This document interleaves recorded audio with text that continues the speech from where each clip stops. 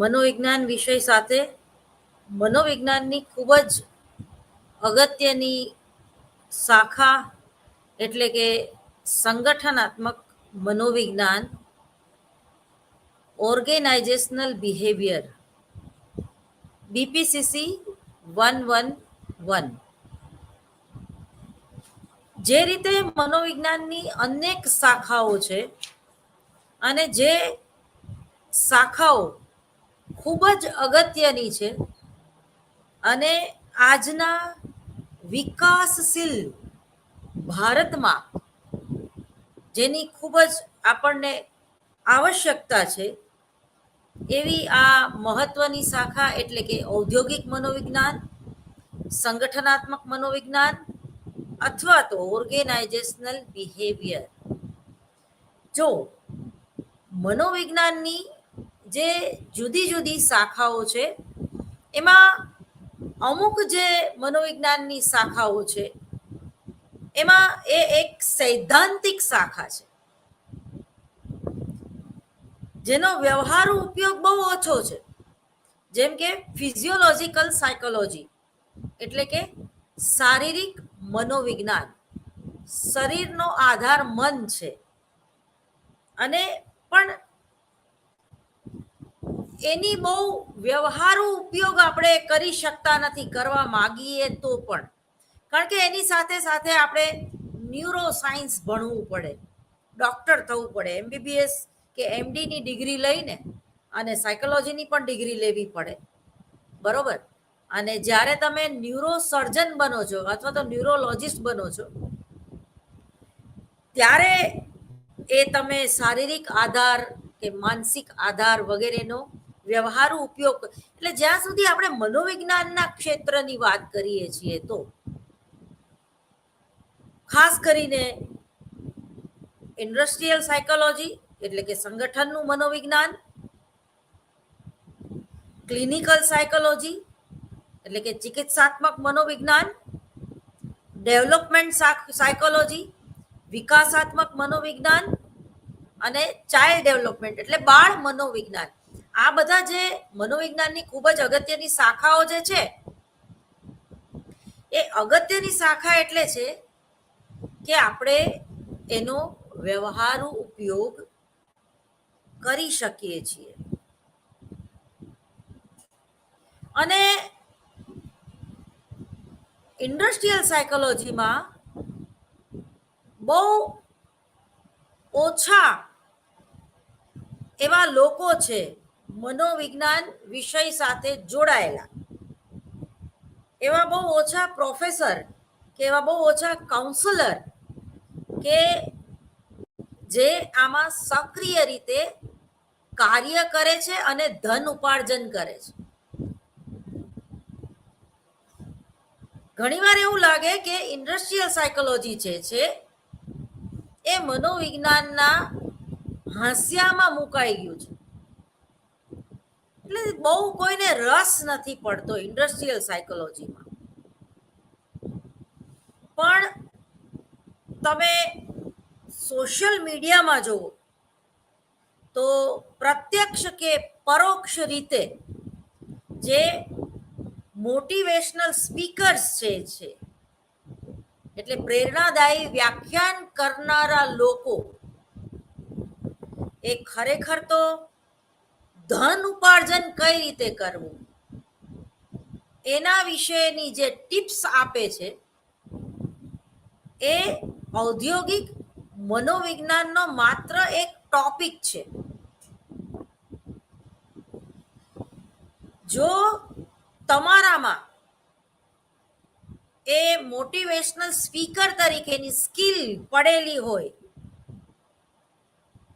તો 100% તમે organisational behaviour આ જે મનોવિજ્ઞાનની ખૂબ જ મહત્વની શાખા છે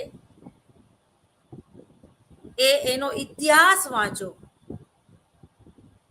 એ કઈ રીતે ડેવલપ થઈ અથવા તો પહેલાના વખતમાં ઉદ્યોગ એટલે શું માનવામાં આવતું હતું, કયા સમાજ સાથે જોડાયેલી આ વાત છે, કયા લોકો સાથે જોડાયેલી આ વાત છે, કેવા લોકો બિઝનેસ કરી શકે, કેવા લોકો બિઝનેસ દ્વારા ધન ઉપાર્જન કરી શકે. જે બોસ છે કોઈ પણ કંપનીનો, એની પર્સનાલિટી કેવી હોય છે. દાખલા તરીકે રતન તાતા. રતન તાતા પોતાનું આટલું મોટું સંકુલ કઈ રીતે ચલાવે છે? ટીમ વર્ક છે ને, સંગઠન. આ એક આંગળી જે કામ કરી શકે એના કરતા વધારે જે છે 5 આંગળી ભેગી મળીને જે કામ કરે છે અને મુઠ્ઠી બને છે, તો એનામાં તાકાત વધારે જ હોય. સમજવા જેવી વાત છે. અત્યારે તમે જુઓ, કોરોના કાળ દરમિયાન અને કોરોના કાળ પછી વર્ક ટુ હોમ આ શબ્દ આપણી આગળ આવ્યો. આજે ભારત વિકાસ તરફ વળી રહ્યો છે ત્યારે મેકિંગ ઇન્ડિયા નો એક વિચાર આપણને મોદી સાહેબે આપ્યો. આજે 5G નો ઉપયોગ આપણે કરતા શીખ્યા. આજે બધી જગ્યાએ ઇન્ટરનેટ જે છે એ ઉપલબ્ધ છે. અત્યારે જે હું તમારી સમક્ષ ઓર્ગેનાઇઝેશનલ બિહેવિયર, સંગઠનાત્મક મનોવિજ્ઞાન ભણાવી રહી છું, એ પણ ઓનલાઈન ભણાવી રહી છું. એના ફાયદા અને ગેરફાયદા બંને હોઈ શકે. પરંતુ પરંતુ પરંતુ એ જરૂરી છે.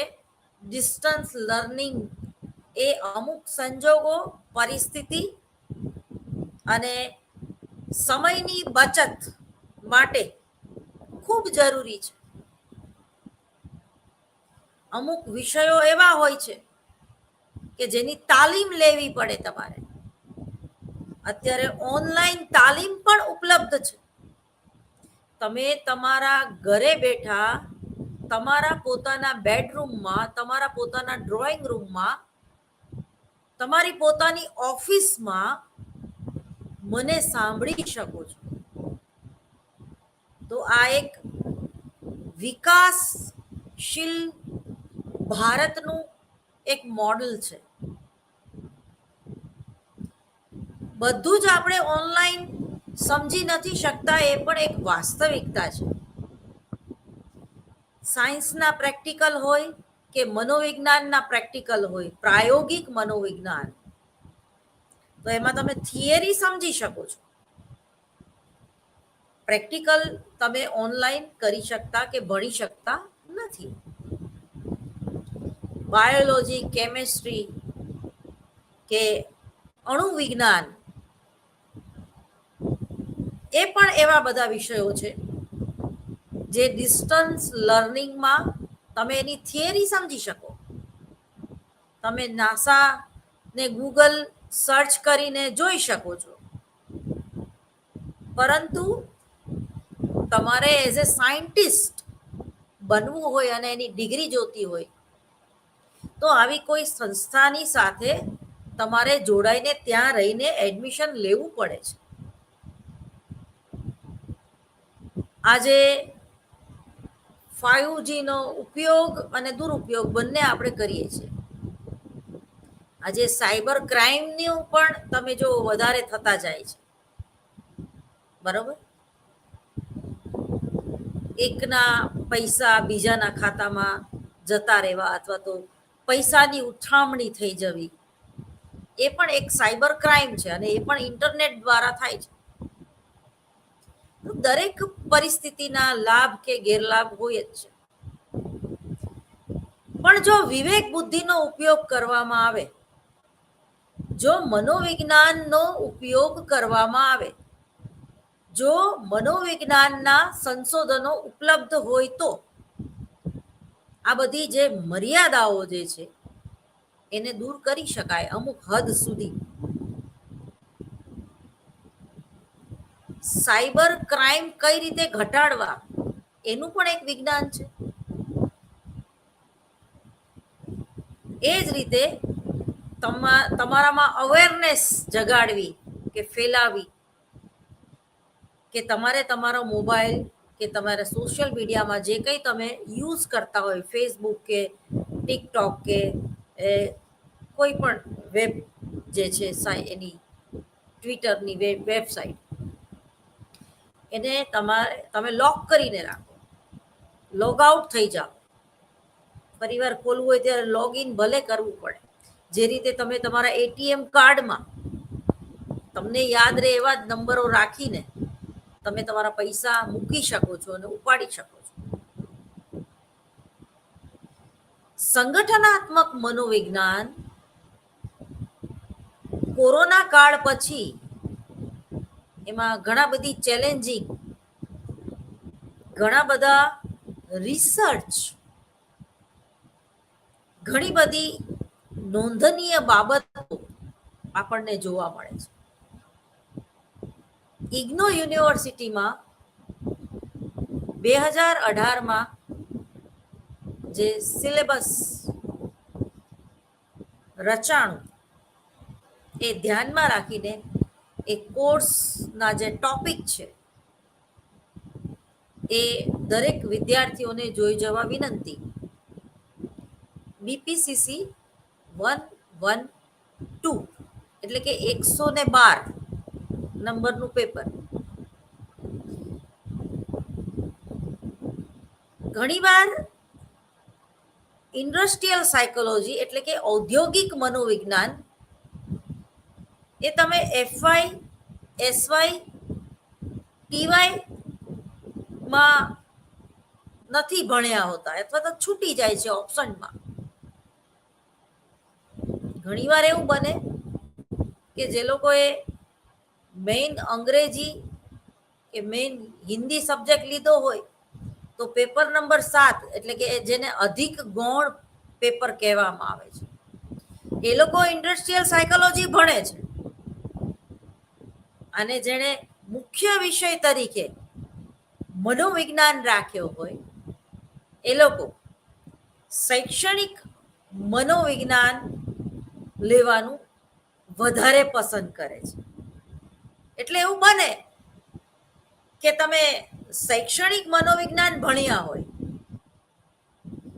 પણ ઇન્ડસ્ટ્રીયલ સાયકોલોજી એટલે કે ઔદ્યોગિક મનોવિજ્ઞાન છૂટી ગયું હોય. મને એવા પણ ઘણા મારા વાલા મિત્રો અને વિદ્યાર્થીઓ સાંભળી રહ્યા હશે જે લોકોએ આ મનોવિજ્ઞાનની ખૂબ જ મહત્વની જે આ શાખા છે એના વિશે એ લોકો જ્ઞાન ધરાવતા નહીં હોય અથવા તો નોકરી કરતા હોય એટલે એ લોકોએ ઇન્ડસ્ટ્રીયલ સાયકોલોજી વિષય અત્યારે ભણવાનું પસંદ કર્યું હોય. કારણ કે એ જે શૈક્ષણિક મનોવિજ્ઞાન એટલે કે અધ્યયન ને અધ્યાપનની જે પ્રક્રિયા ને યાદ શક્તિ એટલે શું ને એ અનેક પ્રકારના જે કંઈ પ્રયોગો જે છે કેવી રીતે આપણે યાદ રાખી શકીએ વગેરે વગેરે, એમાંથી 22 કે 24 વર્ષ પછી લોકો બાકાત થઈ જાય છે. ઇગ્નો યુનિવર્સિટીમાં ઘણા એવા પણ વિદ્યાર્થીઓ જે છે કે જે લોકો કોઈને કોઈ વ્યવસાય સાથે સંકળાયેલા હોય, પોતાની કંપની હોય, પોતે મેનેજરની પોસ્ટ ઉપર પણ હોય અને પ્રમોશન અટકી ગયું હોય, કે સામાન્ય કર્મચારી હોય અને ડિગ્રીની જરૂર હોય અને એમણે નક્કી કર્યું હોય કે આપણને ઇન્ડસ્ટ્રીયલ સાયકોલોજી ક્યાંક કામ લાગશે.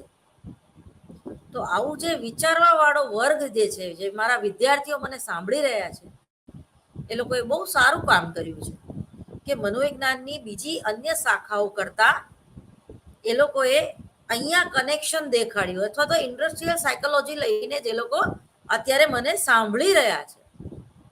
112 પેપર નંબર બીપીસીસી 112. કારણ કે એ તમે તમારા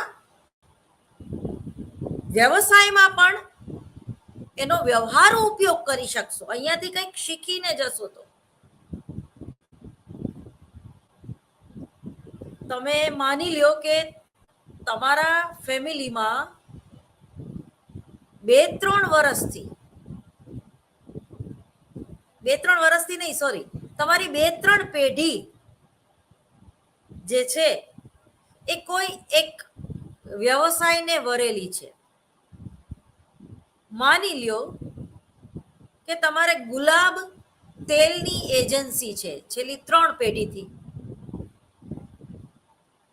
તમારી પોતાની ફેક્ટરી છે, તમે તમે તમે પ્રોડક્શન કરો છો, તમે તેલ બનાવવાની તમારી પાસે ફેક્ટરી છે, તમે કાચો માલ લઈને પછી made in India, made by India નહીં, એ રીતે રતન તાતાને લઈ લ્યો. અત્યારે અમદાવાદ જેવા મેગા સિટીમાં પણ કેટલા બધા ટાટાને લગતા મોલ છે. અત્યારે ટાટા જે કંપની છે એનો વિસ્તાર કેટલો ફાલેલો અને ફૂલેલો છે. આજે રતન તાતા ને કોઈ નહીં ઓળખતા હોય, આખા ઓલ ઓવર વર્લ્ડની વાત કરું તો એવા બહુ ઓછા હશે જે અજ્ઞાની હશે. એનું નામથી તમે અને હું બંને પરિચિત છીએ. ગૌતમ અદાણીથી આપણે પરિચિત છીએ, રિલાયન્સ ધીરુભાઈ અંબાણીથી આપણે પરિચિત છીએ. એવા અનેક ઉદ્યોગપતિઓ હશે તો જે લોકોની 2 કે 4 પેઢી જે છે એ આમાં જ એ લોકોએ કાંદો કાઢ્યો ટૂંકમાં, અને પોતાનો બિઝનેસ વધારે બેટર કર્યો, વધારે વિકસાવ્યો. 2 ભાઈ હોય, 2ને સરખી મિલકત આપી દીધી હોય, પણ એકે લાખના 12,000 કર્યા હોય અને એકે લાખના કરોડો લાખ કર્યા હોય, મિલિયન ડોલરમાં કમાય. તો આ શું છે? તમારી આવડત, તમારી ક્રિએટિવિટી, તમારો અનુભવ, તમારું જ્ઞાન અને તમારું વ્યવસાય પ્રત્યેનો તમારું કમિટમેન્ટ. દરેક લોકો વ્યવસાય બિઝનેસ કરી શકતા નથી. પોતાનો પ્રાઇવેટ બિઝનેસ કરવા માટે કાળજું જોઈએ, કાળજું.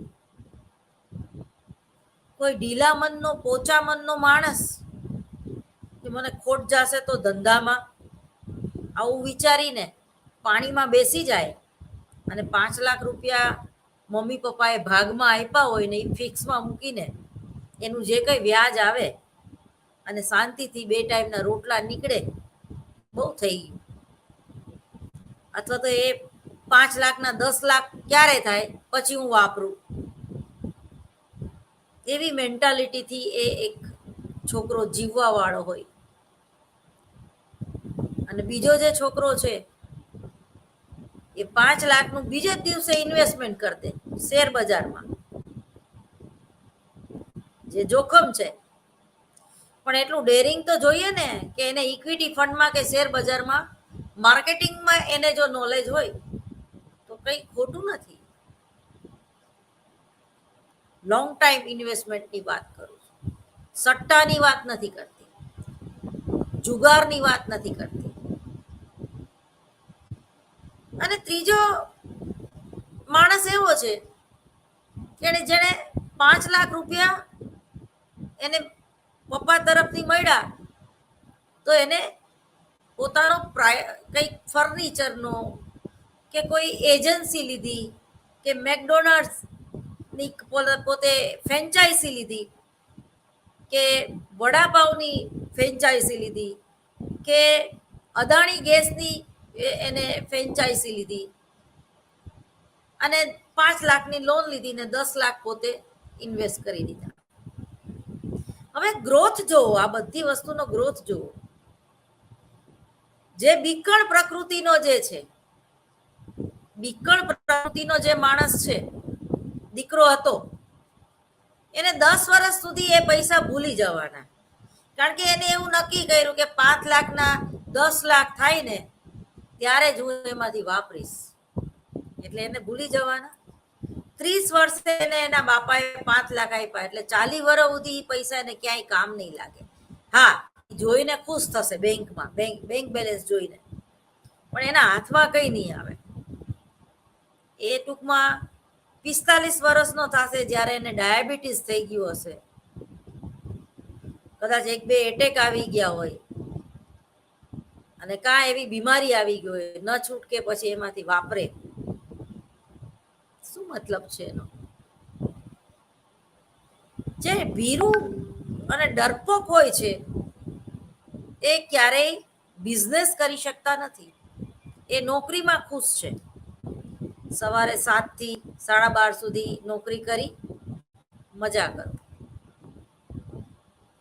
બીજો જે છે એ મુફલીસ પ્રકારનો માણસ છે. એને 5 લાખ રૂપિયા જેવા આવ્યા, બીજે જ દિવસે માર્કેટમાં ઇન્વેસ્ટ કરી દીધા ઇક્વિટી ફંડમાં. 1 વર્ષ માટે ભૂલી ગયો અને 5ના 2 લાખ કમાણા, ઉપરથી મલાઈ ખાઈ ગયો, પાછા મૂળ રકમ મૂકી દીધી. ઘટે પણ ખરી માર્કેટ, પણ ઘટે તો પછી એને વાંચ્યું ક્યાં આપણે કમાણા હતા, બાપાએ આપ્યા હતા. આ તૈયારી હોવી જોઈએ. અને ત્રીજો જે છે એને કોઈ ઉપર ભરોસો નથી, એને માત્ર પોતાના ઉપર ભરોસો છે. એણે વિચાર્યું કે ભાઈ ઇક્વિટી ફંડમાં મારે સકા દુનિયા ધંધો કરે, મારા પૈસે મારે કેમ, એના કરતા હું પોતે જ મારી પોતાની કંપની હોય, મારા પોતાના શેર હોય અને લોકો મારા શેર ભવિષ્યમાં ના ખરીદે, એવો બિઝનેસ હું કેમ ના કરું. સાહસ વૃત્તિ, ડેરિંગ હોવી જોઈએ અને એ જ પ્રમાણનું તમારી ક્રિએટિવિટી, તમારી બુદ્ધિ હોવી જોઈએ. માત્ર ડેરિંગ કરવાથી એ કાંઈ ન થાય. સ્ટન્ટમેન હોય તો ઉપરથી નીચે કૂદકો મારી શકાય, પણ તમને ઉપરથી નીચે કૂદકો ઓલા વિડીયો ગેમ જોઈને તમે મારી ના શકો. ચોરના વાદે ચણા ન ઉપાડાય. એટલે ભાઈબંધે સાહસ કર્યું તો આપણે કરવું એવું નહીં. ભાઈબંધની આગળ 5 લાખ રૂપિયા તો એને બાપાએ પોકેટ મની ના આપ્યા છે અને આપણને તો આપણી આખી જિંદગીનું ભાથું છે 5 લાખ રૂપિયા.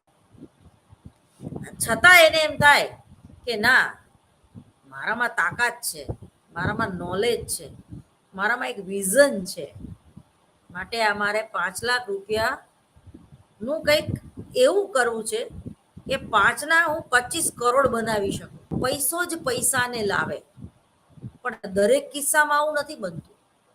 ઘણા લોકો માત્ર પૈસો બેંકમાં રાખીને ખુશ થઈ જાય છે. જે રીતે ઘરેણા એ પહેરતા નથી, ઘરેણા લગન આવે ત્યારે એ પોતાનું લોકર ખોલવા જાય, સોમેનશીપ બધાને દેખાડે કે જો મેં સોનાનો હાર પહેર્યો છે, સોનાની બુટ્ટી પહેરી છે, સોનાની બંગડી છે મારી પાસે 20 તોલા સોનું પહેરીને હું લગ્નમાં આવી. 2 દિવસ પછી પાછું એ લોકરમાં મૂકી દેશે. આ પણ એક મેન્ટાલિટી છે. બીજા લોકો એવું વિચારશે કે આ સોનું મારે લોકરમાં કેમ મૂકવાનું, એના કરતા આ વેચીને ઇક્વિટી ફંડમાં પૈસા રોકો તો 12 લાખના 2 કરોડ થાય. પૈસો જેમ ફરે, ઇકોનોમિક્સ અર્થશાસ્ત્રનો નિયમ છે, જેટલું એ લક્ષ્મી ફરે એટલી એ પાવરફુલ થાય. લક્ષ્મી એક જગ્યાએ ટકી ન શકે. તમે એવું વિચારો તો કે તમારા પર્સમાં 10,000 રૂપિયા પડ્યા છે, એ બસ એ 10,000 જ રહેવા જોઈએ, ઘટવાનું જોઈએ. બેંક બેલેન્સ તમારું કોઈ દિવસ ઘટવું ના જોઈએ. ના, એવું બનતું નથી. અને એક નિયમ છે અર્થશાસ્ત્રમાં, જે લોકો ભણી ગયા છે એ લોકોને ખબર છે કે જેટલો પૈસો જે છે એનું રોલિંગ થાય એટલું એ વધારે ફાયદો આપે આપણને. સ્થિર પાણી જે રીતે ગંધાઈ જાય છે એ રીતે સ્થિર પડેલો પૈસો કોઈને કામ લાગતો નથી. સરકારને કામ લાગે, જો કે તમે ફિક્સમાં મૂકો, એનું વ્યાજ એ તમને આપે અને એ તમારો પૈસો ફરતો રહે છે. તમે ભલે એને ફિક્સમાં મૂકી દીધો પણ તમારો પૈસો તો ક્યાંક ને ક્યાંક ફરે જ છે. તમે ભલે ઇક્વિટી ફંડમાં તમારું ઇન્વેસ્ટમેન્ટ કર્યું છે, પણ એ પૈસો ક્યાંક રોડ બનાવવામાં અને ક્યાંક સરકારને કામ લાગે છે, ક્યાંક કોઈ પ્રાઇવેટ કંપનીને ક્યાં કામ લાગે છે, ક્યાંક ધીરુભાઈ અંબાણીના શેરમાં તમે રોકો છો તો એને કામ લાગે છે, ક્યાંક ટાટા બિરલામાં રોકો છો તો એને તમે કામ લાગો છો, એનું વળતર તમને મળી રહે છે. પણ એ કેટલું? આટલું.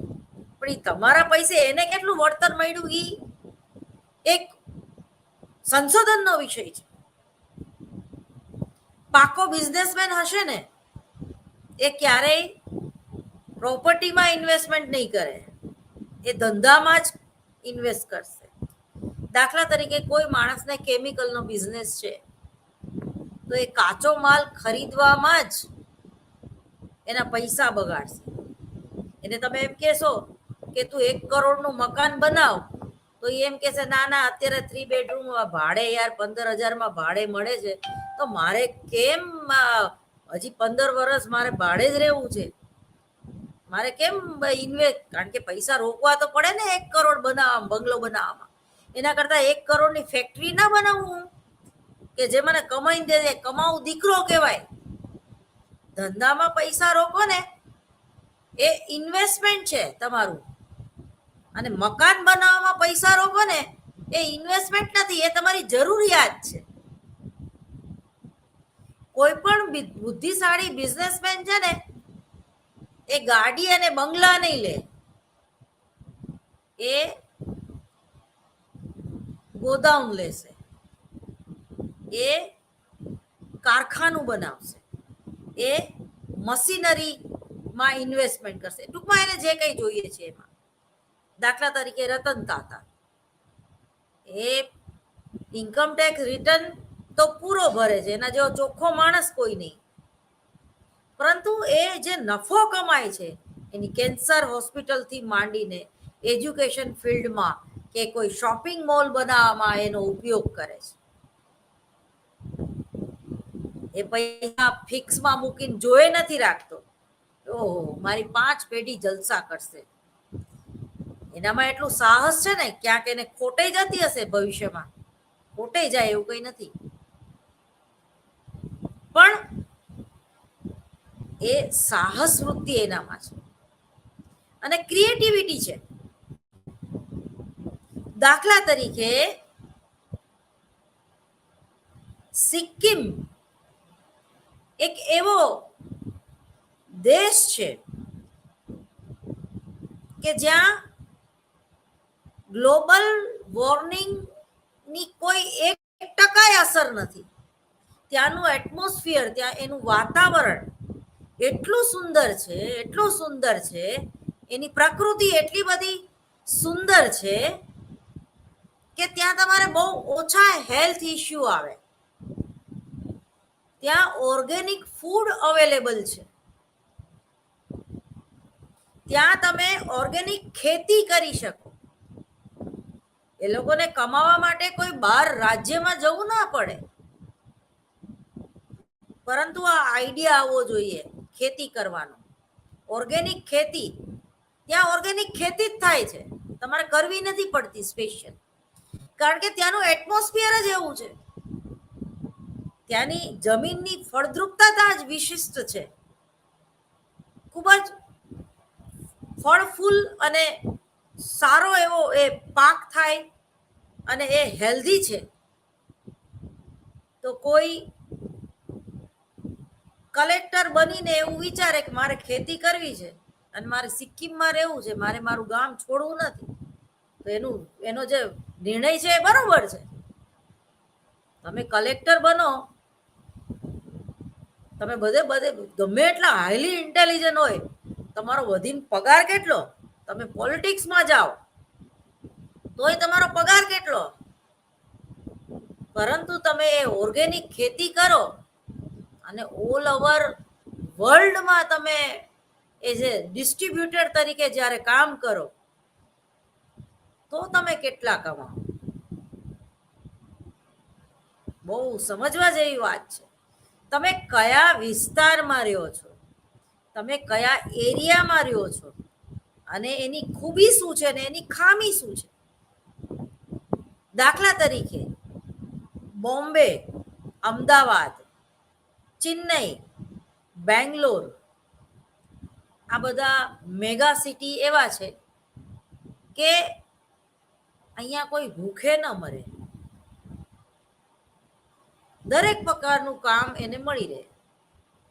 અને જે મેગા સિટી હોય એમાં હંમેશા તમે રેસ્ટોરન્ટ ખોલો કે ખાવા પીવાની વસ્તુઓ જે છે એ તમે એવા કોઈ વ્યવસાય સાથે જોડાઓ કે કોઈ પિઝાની તમે ફ્રેન્ચાઇઝી લઈ લીધી કે જય ભવાની વડાપાવની ફ્રેન્ચાઇઝી તમે લઈ લીધી અને કંઈ ન કરી શક્યા તો તમે લો ગાર્ડન ટેન્ડર ભરીને 12 કે 15 લાખ રૂપિયાનું ઇન્વેસ્ટમેન્ટ કરીને તમે તમારે એ રોડ ઉપર તમે ખાલી 5 વર્ષ માટે એગ્રીમેન્ટ કરીને કેન્ટીન લઈ લ્યો તોય શું છે? 5 વર્ષમાં તમે 12 લાખ ઉપર કમાઈ જશો. 4 રસ્તા ઉપર માત્ર પાનવાળાની દુકાન છે, એ લોકો રોજના 1 લાખ રૂપિયા કમાતા હશે. કારણ કે આ ગુજરાત છે, પાન અને ગુટકા વગર કોઈ ચાલે નહીં, સિગરેટ વગર કોઈ ચાલે નહીં. કાજુ બદામ લેતા, અંજીર લેતા આપણે અચકાઈએ છીએ. ડ્રાયફ્રૂટની દુકાને બહુ પૈસાવાળા હોય જ જશે, જ્યારે સિગરેટની દુકાને કોઈ મજૂર પણ જાશે. આ વાસ્તવિકતા છે. તમે લોકોની નસ પારખતા આવડવી જોઈએ તમને કે અહીંયા પાનની દુકાન જ હાલે ભાઈ ગુજરાતમાં. એક જોક્સ પણ છે ને કે એક સાઉથ ઇન્ડિયન, એક મહારાષ્ટ્રનો માણસ અને એક ગુજરાતનો માણસ. તો ગુજરાતના માણસને કીધું કે ભાઈ કે મારે અહીંયા બિઝનેસ કરવો છે ને, તો કે મારે અહીંયા પાનની દુકાન ખોલવી. પાનની દુકાન બધી જગ્યાએ હાલે, પાણીપુરીની દુકાન બધી જગ્યાએ હાલે. નાનામાં નાનો માણસ એ પાણીપુરી તો ખાઈ શકે. બિઝનેસ કે પાણીપુરી વાળો તમે એને જેમ તેમ નહીં માનતા. રોજના 10,000 કમાતો હશે. ઘણાને ભીખ માંગતા બહુ સરસ આવડતી હોય. તમે જો હમણાં કલકત્તાનો એક ભિખારી પકડાયો હોય ને આખી ગેંગ એની નીચે બીજા બધા ભિખારીઓને ભીખ મગાવે. પોતે એ ભિખારીનો બોસ. 4 કરોડ ના 40 કરોડ રૂપિયા એના ખાતામાંથી નીકળ્યા ભીખ માગી માગીને, બધાની આગળ મગાવી. એ લોકોનું આખું એક નેટવર્ક હોય છે. ધાર્મિક સ્થળોએ લોકો ભીખ માંગવાનું કેમ પસંદ કરે છે? આ પણ એક પ્રકારનો બિઝનેસ છે. ઇમોશનલી બ્લેકમેલ કરીને પૈસા કમાવાની વાત.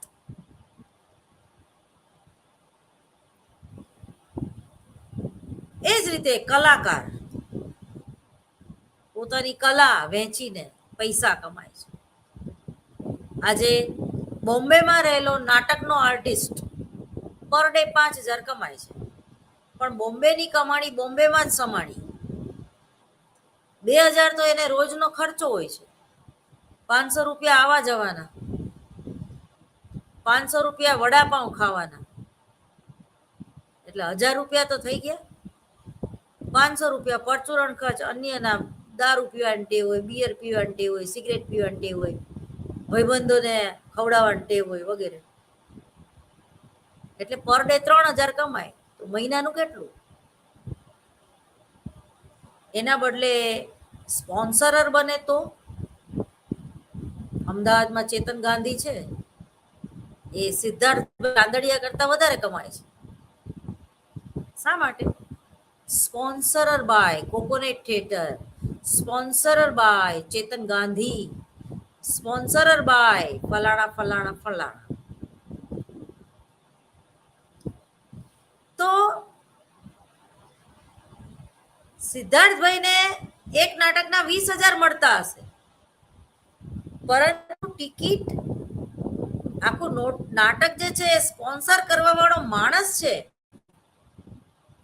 એને એક નાટકનો શો થાય એટલે ઓછામાં ઓછા 1 લાખ રૂપિયા મળતા હશે. એ 1 લાખમાંથી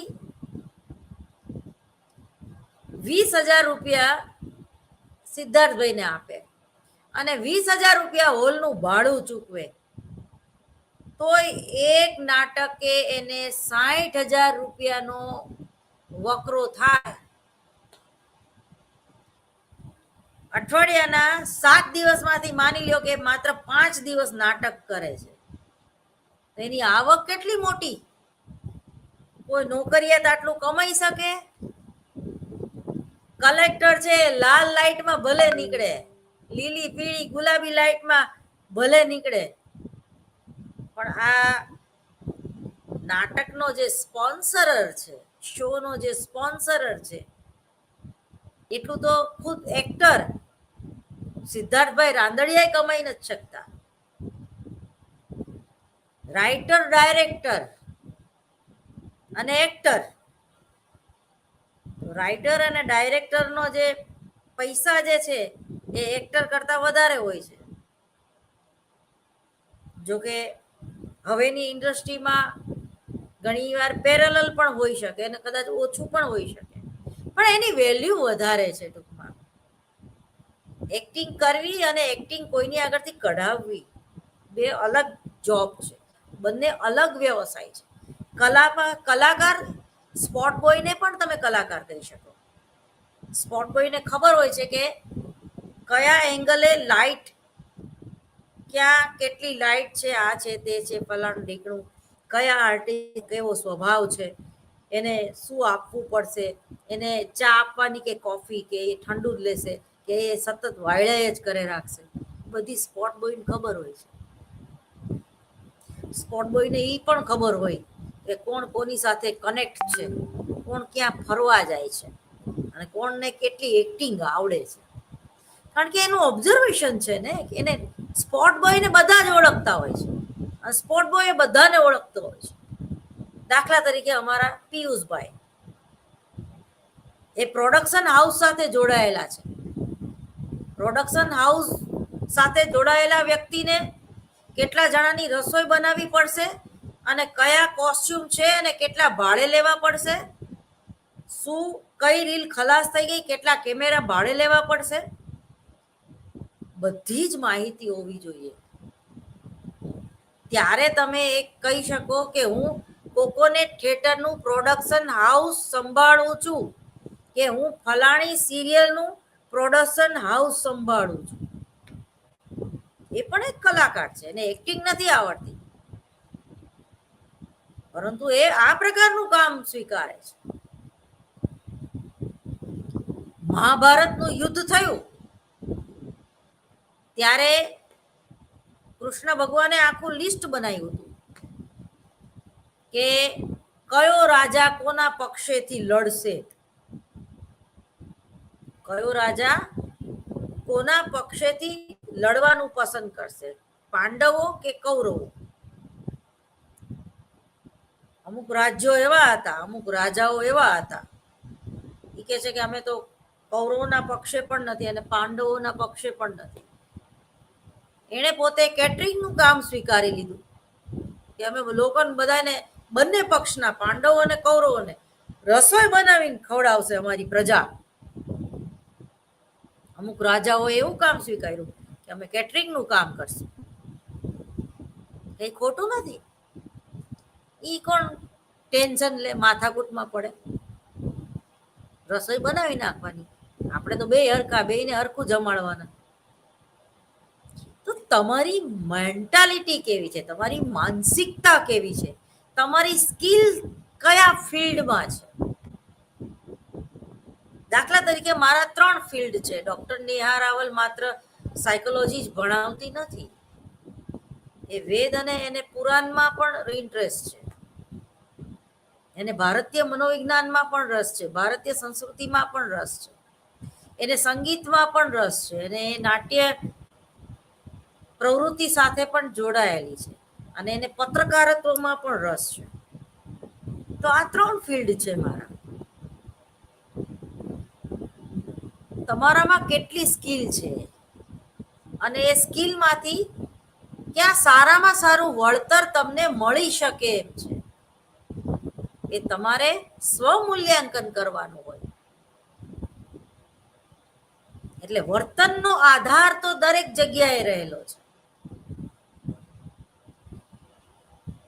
વર્તનનો આધાર કોઈ પણ મેનેજર, કોઈ પણ કર્મચારી, કોઈ પણ નાનામાં નાનો માણસ, એનું વર્તન કેવું છે, એની જરૂરિયાત શું છે, એની મનોવૃત્તિ કેવી છે, કેવા ફેમિલીમાંથી આવે છે. દાખલા તરીકે વાણિયાનો દીકરો એ કોઈ પણ બિઝનેસ કરી શકશે, પણ એ ખેતી નહીં કરે. કેમ? એના ધર્મમાં એના મહાવીર સ્વામીજીએ કીધું છે કે મચ્છર ઓલ આઉટ ઘરમાં નહીં કરવાની, મચ્છરદાની રાખવાની. કેટલા બધા મચ્છર મરી જાય ઓલ આઉટ કરીએ તો. હવે જો ચુસ્ત ધર્મ પાળનાર કોઈ જૈન વ્યક્તિ હોય, એ ખેતી કરી શકે? ના કરી શકે, કારણ કે ખેતીમાં દવા છાંટવી પડે, કેટલા બધા જીવજંતુઓ મરી જાય, એને પાપ સમજે છે.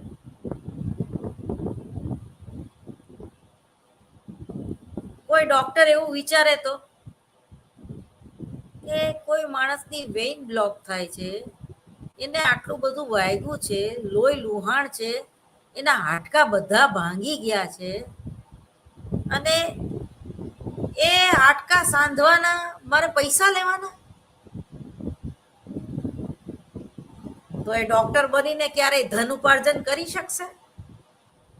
નહીં કરી શકે. જો એનામાં સેવા વૃત્તિ વધારે હશે તો એ ક્યારેય ડોક્ટર નહીં બની શકે. ડોક્ટર બનશે તો એ વ્યવહારમાં એ સક્સેસ નહીં જાય, બહુ કમાઈ નહીં શકે. એના શોખ ખાતર લોકો 500 રૂપિયા ફી રાખતા હશે અને આ બિચારો 50 રૂપિયા જ રાખતો હશે, છતાં 500 ના ફી વાળા કરતા આ હોશિયાર હશે, એવું બને. કારણ કે એનામાં સેવાભાવી વૃત્તિ વધારે છે. ઘણા ડોક્ટરો હોય છે કે સિવિલ હોસ્પિટલોમાં કે એવી રીતે એક દિવસ ટોટલી ફ્રી ઓફ ચાર્જ સેવા આપતા હોય છે. એ પોતા તમે એના ઉમરા ચડો, એના પ્રાઇવેટ હોસ્પિટલમાં જાઓ તો એ તમને ચીરી નાખે. તમારી બાયપાસ સર્જરી કરે તો 5 લાખ રૂપિયા તમારી સાલ હોસ્પિટલમાં લઈ લે.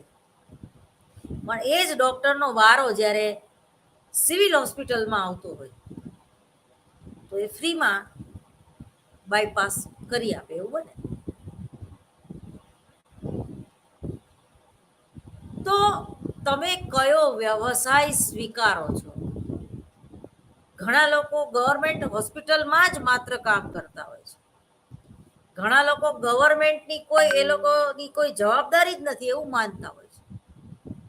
ઘણા લોકો કોરોના કાળ દરમિયાન નોકરી છોડી દીધી, કારણ કે મરવું નથી લોકોને, એ લોકોમાં જરાય સેવાભાવી વૃત્તિ જ નથી.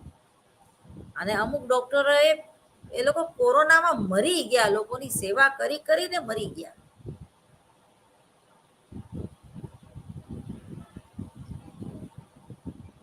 બીજા વિશ્વયુદ્ધ પહેલા પ્લેગ નામની મહામારી જ્યારે ફાટી નીકળી હતી, ત્યારે આપણા જે સાધુ સંતો છે, સનાતન ધર્મીઓ, એ આવા જે પ્લેગમાં મળતા હોય એવા લોકોની ખૂબ સેવા કરી, અને છતાં એ જીવી ગયા. એ લોકોને કઈ નથી, કારણ કે એક તમારો વિલ પાવર હોય ત્યારે તમારી ઇમ્યુનિટી પાવર પણ વધે છે. તમે અહીંયા કોરોનામાં પણ તમે જોયું હશે, ઘણા લોકો સ્મશાનમાં સેવા આપતા હતા, જ્યારે એના સગાવાલાઓ પણ એ લાશ લઈ જવા તૈયાર ન હતા, લાઈનમાં ઉભા રહેવા તૈયાર ન હતા, ત્યારે આવા લોકો જે છે એ અગ્નિદાહ આપતા હતા, સ્મશાનમાં સેવા આપતા હતા.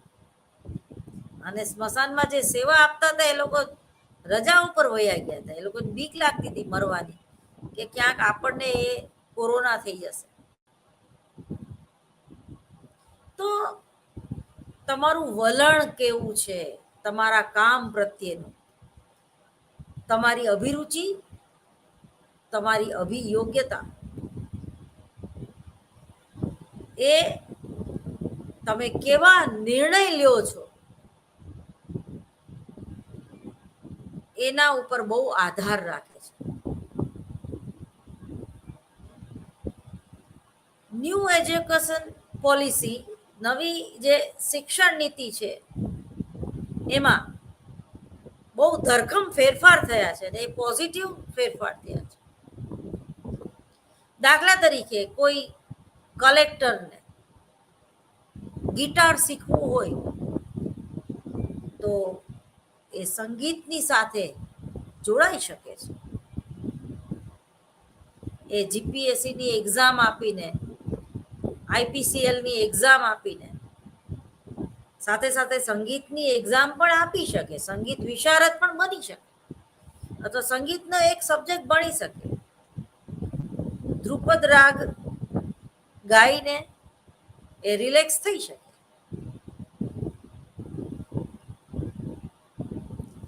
ડોક્ટરોનું પણ એક સંગઠન હોય છે, બિઝનેસમેનોનું પણ એક સંગઠન હોય છે. એ લોકો સંગઠનના લોકો સાથે પાર્ટી કરતા હોય છે. એ બિઝનેસ પર્પઝથી ભલે હોય પાર્ટી, પણ એમાં ખરેખર એકબીજાની પર્સનાલિટી ચેક કરતા હોય છે અથવા થતી હોય છે કે કયો બિઝનેસમેન કેટલું ઇન્વેસ્ટમેન્ટ કરી શકે એમ છે, કયા બિઝનેસમેનની સાથે આપણે આપણી દીકરી કે દીકરો પરણાવશું તો ભવિષ્યમાં આપણને આપણા બિઝનેસમાં ફાયદો થશે, કયો બિઝનેસમેન કેટલા શેર ધરાવે છે, એની સમાજમાં બીજા બધા કંપનીમાં એની કેટલી વેલ્યુ છે. એના માટે પણ દર અઠવાડિયે કોઈ હોટલ બુક કરાવીને પાર્ટી કરવી તો એ બહુ સહજ છે અને કરવી જ જોઈએ. આ પણ એક નીડ છે, એક જરૂરિયાત છે. તો ઔદ્યોગિક મનોવિજ્ઞાનમાં, સંગઠનાત્મક મનોવિજ્ઞાનમાં આપણે આ બેઝિક નોલેજ જે છે એ મેળવવાનું છે.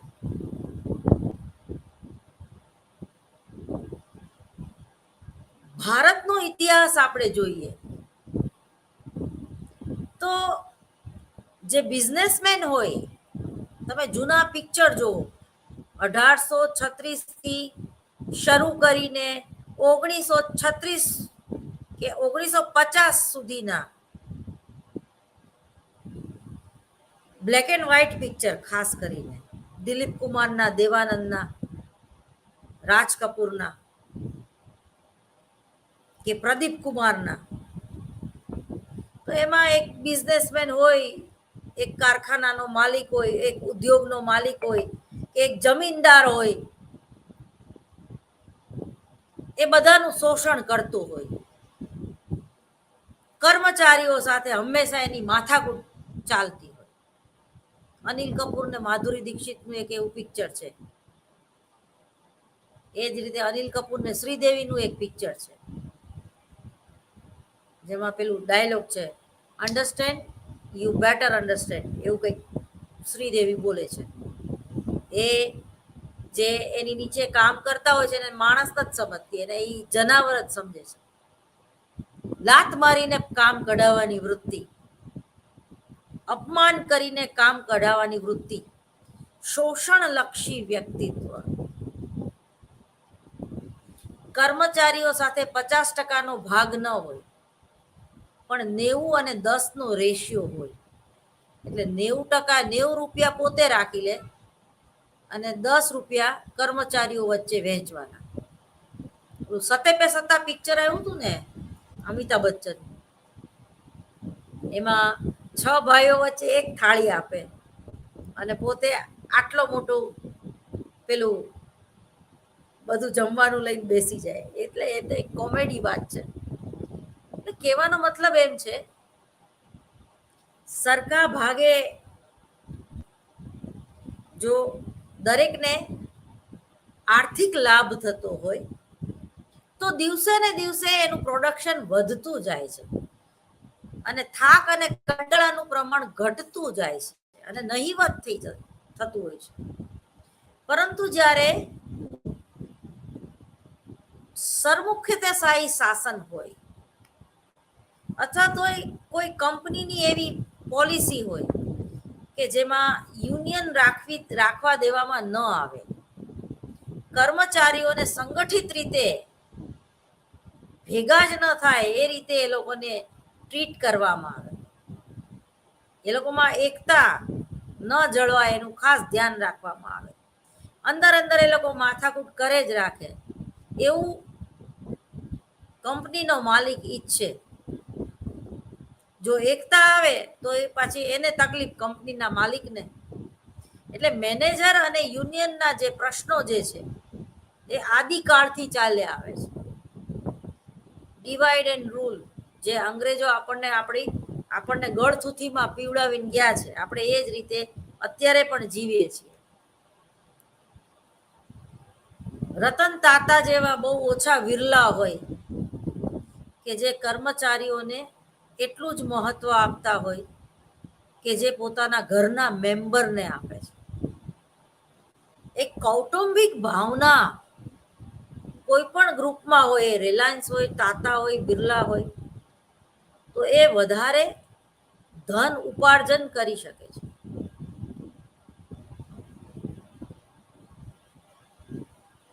ઘણીવાર એવું બને છે કે ખૂબ હોશિયાર કર્મચારી હોય પરંતુ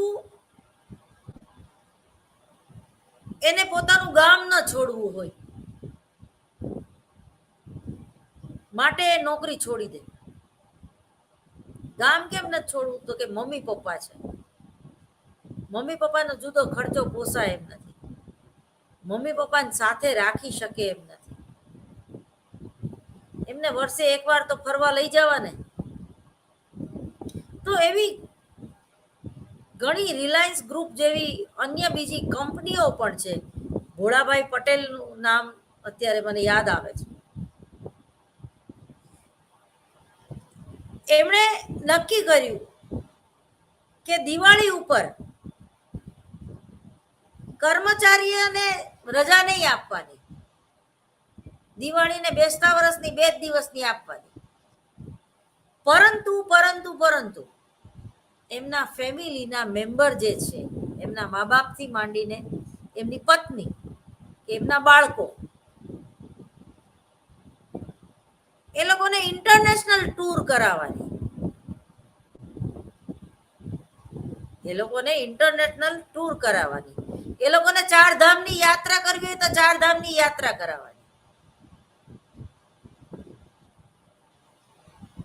તો સ્વાભાવિક છે કોઈ પણ કર્મચારી એવું વિચારશે કે ભાઈ હું ભલે દુબઈ ન જઉં પણ હું અહીંયા રિલાયન્સમાં કામ કરું છું બેસતા વર્ષને દિવસે, પણ મારા ફેમિલીને તો હું મોકલી શક્યો દુબઈ, હું પછી ક્યારેક મને કંપની મોકલે ત્યારે જઈશ.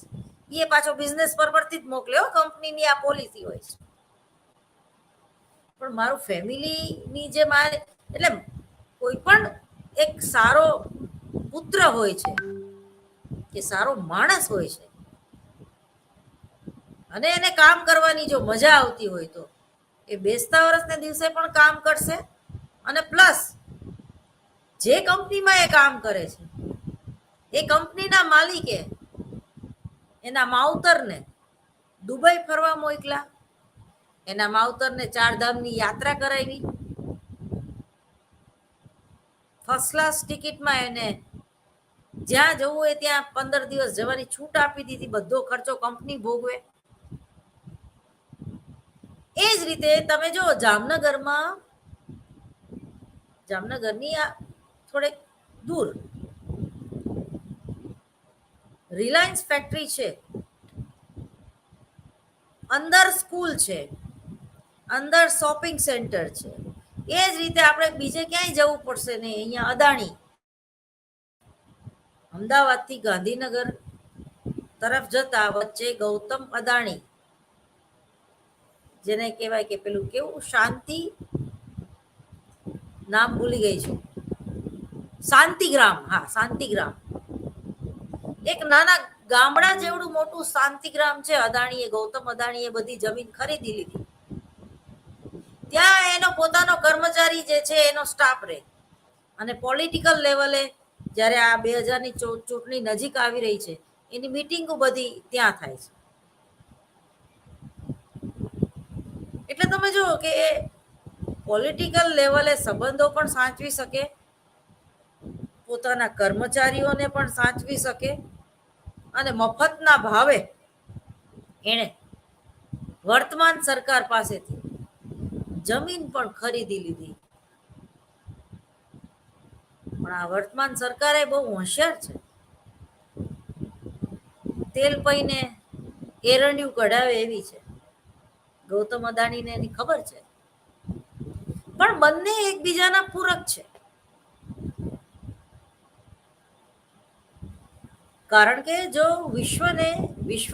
વિશ્વના ફલક પર ભારતને આપણે મહાસત્તા તરીકે જોવી હોય તો આવા જે બિઝનેસમેન છે એની ચોટલી હાથમાં રાખવી જ જોઈએ.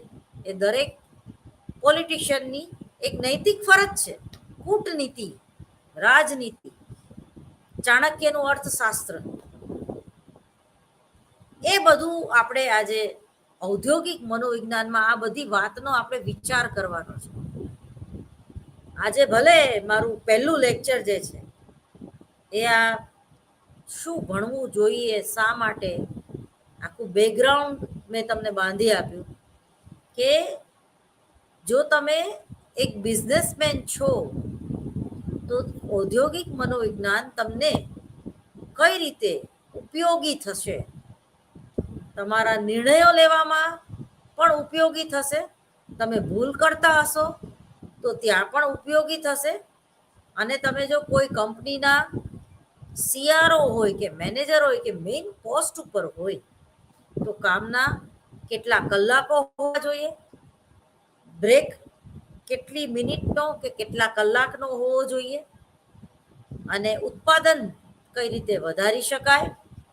અને જો તમે તમારા કર્મચારીના અંગત જીવનમાં પણ રસ લ્યો તો એનો બેનિફિટ તમને તમારા બિઝનેસમાં મળે અને મળે જ.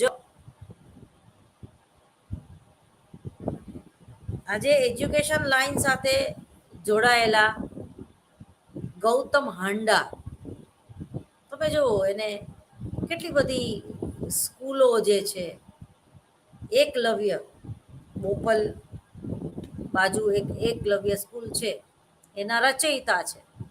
તો એને એક લાઈન મળી ગઈ, એને એક નાડી મળી ગઈ કે શિક્ષણની જરૂર તો બધાને છે જ, સારા શિક્ષણની જરૂર છે, ક્વોલિટી જેમાં હોય, ખાલી ક્વોન્ટિટી નહીં. નિરમા કોની છે? નિરમા યુનિવર્સિટી આજે બની ગઈ. ધીરુભાઈ અંબાણી એક નિરમા પાવડર સાયકલ ઉપર બેસીને વેચતા હતા,